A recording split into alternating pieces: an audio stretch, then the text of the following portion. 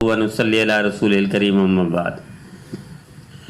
میرے بھائی اور دوستو، معاشرے میں جب رہتے ہیں ہم تو تکلیف پہنچتی ہے، یقیناً دکھ پہنچتا ہے۔ وہ دکھ کی وجہ سے کبھی کسی کو گالی دے دیتے ہیں، کبھی کسی کی غیبت کر دیتے ہیں، کبھی کسی کی برائی کر دیتے ہیں، کبھی کسی کے خلاف الزام تراشی کرتے ہیں ہم، کبھی بہتان لگا دیتے ہیں، کبھی بغض نفرت کرتے ہیں، اور کبھی لڑ کر اس کو ہسپتال پہنچا دیتے ہیں۔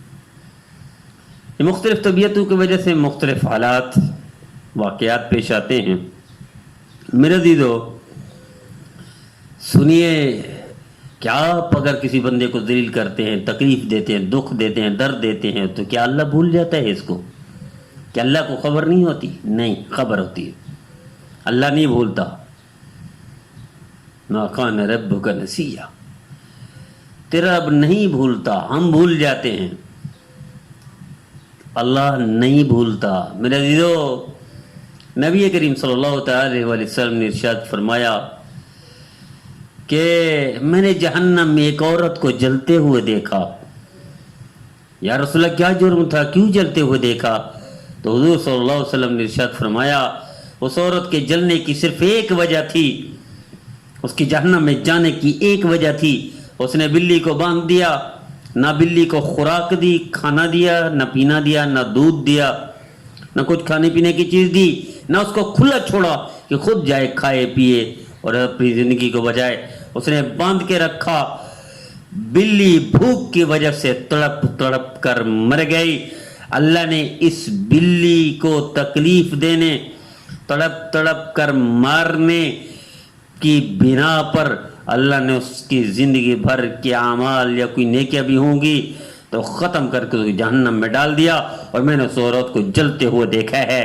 میرے عزیزو، جو رب بلی کی تکلیف کو بھولے نا، بلی کی وجہ سے عورت کو جہنم میں ڈال دے اور جلا دے، اور اللہ کتنا رحیم ہے، اللہ کتنا کریم ہے۔ زانی کا پتہ ہوتا ہے اللہ کو، لیکن اس کی ٹانگیں نہیں توڑتے اللہ۔ شرابی کا پتہ ہوتا ہے اللہ کو، اندھا نہیں کرتے اس کو۔ قاتل کا پتہ ہوتا ہے اللہ، اس کو زمین میں دفن نہیں کرتے۔ جھوٹے کا پتہ ہوتا ہے، الزام تراشی کرنے والے کا پتہ ہوتا ہے، غیبت کرنے والے کا پتہ ہوتا ہے، برائی کرنے والے کا پتہ ہوتا ہے، بد نظری کرنے والے کا پتہ ہوتا ہے، معلوم ہوتا ہے، لیکن اللہ برداشت کرتا ہے، اور برداشت بھی ایسی 100 قتل بھی معاف کر دیتا ہے۔ تو بلی کی وجہ سے پکڑ لیا۔ جو رب بلی کو نہ بھولے، وہ رب بندو کو گالی دینا کیسے بھولے گا؟ بندو کو دکھ دینا کیسے بھولے گا؟